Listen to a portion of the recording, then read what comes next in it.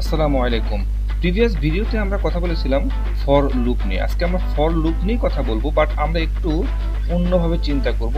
আমরা এর আগেরবার দেখছিলাম এক্স প্লাস প্লাস করেছিলাম, এই যে এক্স প্লাস প্লাস করে এক করে বাড়াইছিলাম। আমরা আজকে দেখবো এক্স মাইনাস মাইনাস করে এক করে কিভাবে কমানো যায়। ধরে নেন আমার কাছে একটা ভ্যালু আছে, ভ্যালুটার নাম হচ্ছে এক্স এর ভ্যালু হচ্ছে আমার হচ্ছে 99। এটা আমার স্টার্টিং ভ্যালু, আমার স্টার্টিং ভ্যালু হচ্ছে 99। এরপরে আমি এখানে কন্ডিশন দিলাম যে এক্স ইকুয়াল, এটা হলো 88।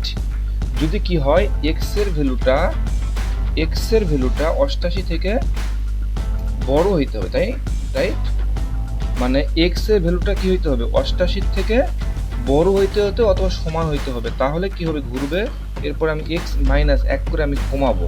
আমি দেখি এখন আউটপুটটা একটু দেখার চেষ্টা করি কি হয়, যে 99, 98, 97, 96, 95, 94, কিভাবে ঘটনাটা ঘটতেছে।